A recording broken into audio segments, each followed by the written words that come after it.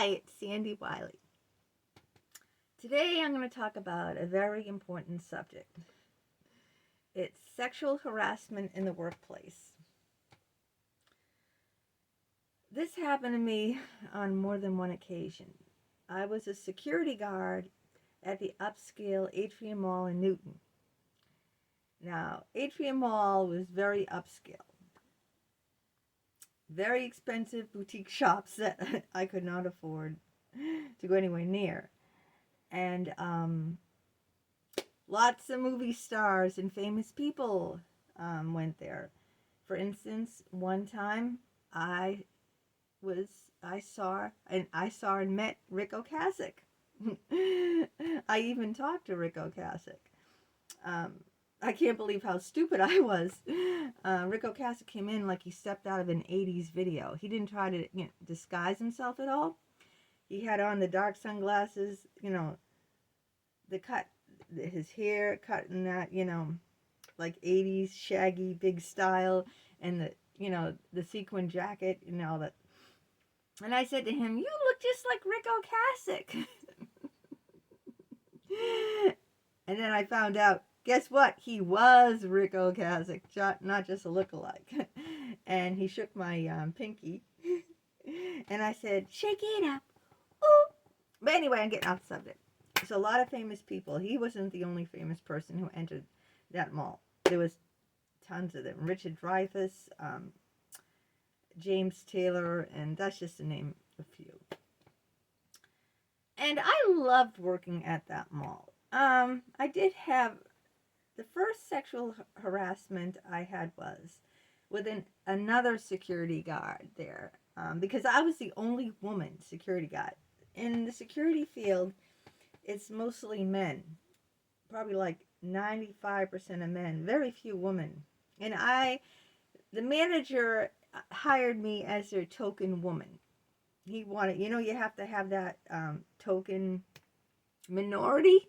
Well, I was a token minority. They didn't have any woman. It was all men. So I was their token minority. I was their woman, the only one.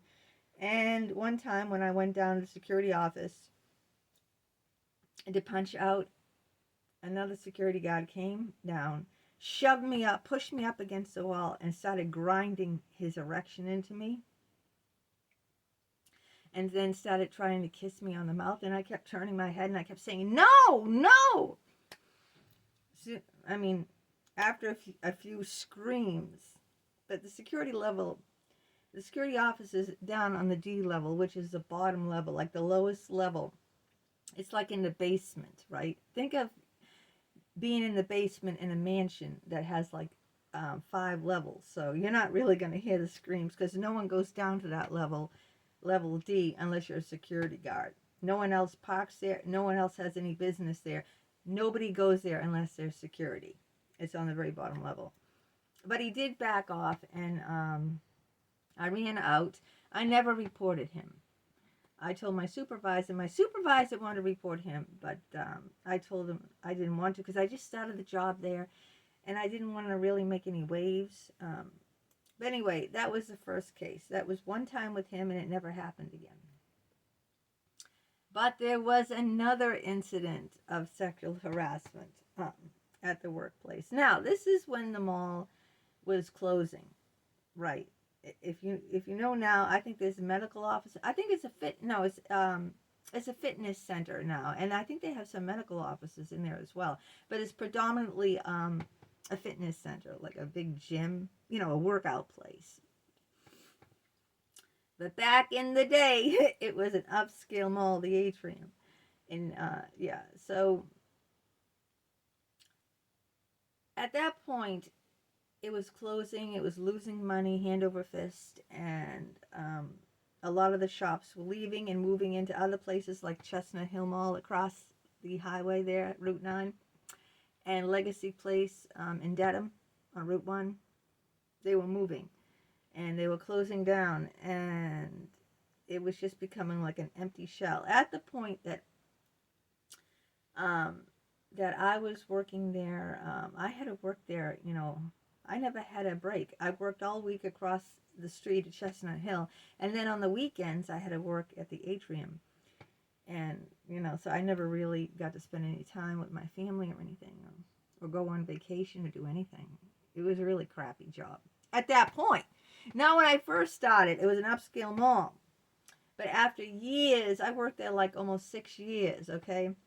After years, it turned, every store started leaving, and before they sold the building to a Bullfinch, they sold us to Bullfinch. It was just like an empty shell, but they still needed security. Why? I don't know. All the stores were gone, okay? I guess they just needed security in case someone came in and, I don't know, set a fire, or homeless people, you know, sheltered there. I don't know. It was an empty shell. There was no people there. All the stores had moved away to other locations. And so there was only one security officer on shift per 8-hour shift. So when I was there, I was all alone, except for some construction men. And they treated me like dirt, too. They always treat women like dirt. I remember one of them said, "Oh, can I come in? I want to sit down." He wanted to come into the security office. Well, guess what? We're not supposed to allow anyone to go into the security office except security. And I told him, "No, I'm really sorry. You know, only security can come in here." And he said, "You bitch. I mean, this wasn't my rules. I didn't make them." You know, if someone would have seen me with him in the office, I would have gotten a lot of trouble.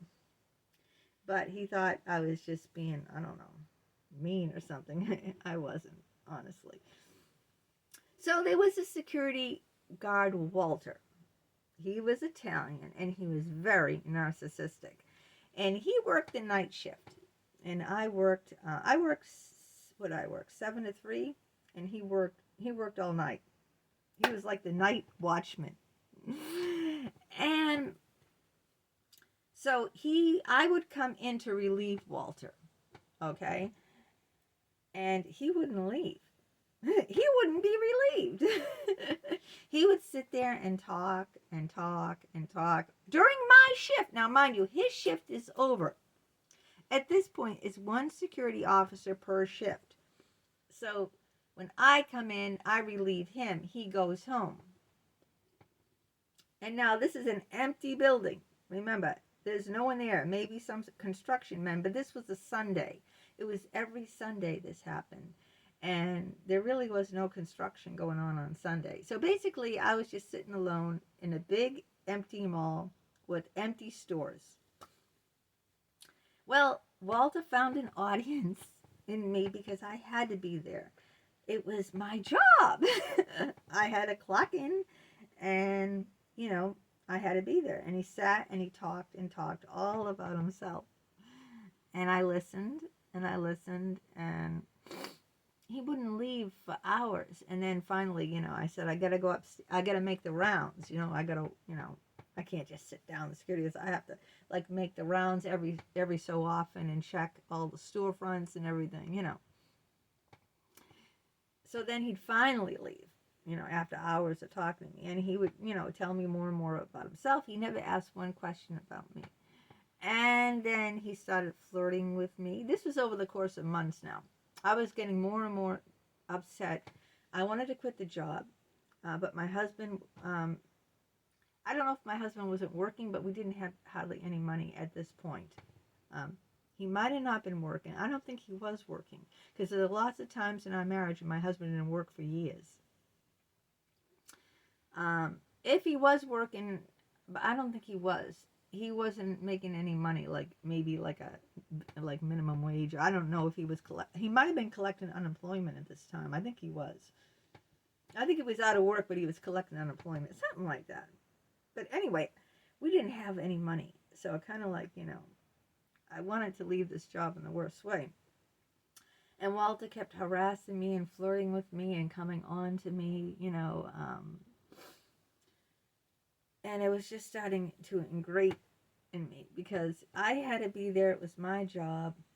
He wouldn't leave. He kept staying, even though, you know, well, after he clocks out, he's a free man, right? He can do what he wants. And he decided to stay in you know, with me. So he kept following me around. When I went upstairs, he'd go upstairs, and he just, you know, he was relentless. Now, Walter was very ugly, okay? He was well overweight. He was almost 70 at the time. So he's almost 20 years older than me. I was not attracted to him, let me tell you this. Even though I got sexual with him, I was not attracted to him at all. All he did was talk about himself. He showed no interest in me except to get in my pants. So finally, he forced me to kiss him. I don't know. It wasn't exactly force. It was more like, you know, like a little kid, they in a store, and they keep whining and complaining and whining for their mom to get them a candy bar, and the mom says, "No, you're not going to get that. No." And it, like, finally, after, you know, day, like week after week, day after day, the mother finally gives in because, you know, just to shut the kid up. You know what I mean? Like, someone can, like, wear on your nerves so much that, so I finally, it was kind of like, I don't know, it wasn't like he forced me, pushed me against the wall like that other security guard to kiss him. It wasn't that kind of force. It was kind of like coercion over the course of time, like gnawing at me, and I was a very unhappy woman. I hated my job at this point because I wanted to work in a, you know, upscale mall where there was lots of people. I was friendly with everyone, not an empty shell of a building. I hated it at this point. And he was like the only one there. For my whole 8-hour shift, I was alone. I mean, like solitary confinement in jail alone, that kind of alone. There was no one around. Nada. Zero. Like I said, all the stores had moved. The construction people weren't there on Sundays. So I was just walking around an empty mall, for an 8-hour shift. And there was Walter, you know, keeping me company, even though I didn't want it. I was very unhappy with my marriage. I was very unhappy with my life. This was before Jim. I think I might have been starting to see Jim as a psychologist, but nothing was going on with me and Jim at this time. So one thing led to another, and I kissed him. I didn't really want to, but it wasn't really forced. It was more like I don't know how to describe it. Like I said with the toddler, you know, screaming and fussing all the time until the parent finally gives in. And that's how I felt. Like I finally gave in, even though I didn't want to, but I wasn't like, he didn't like physically force me to do it.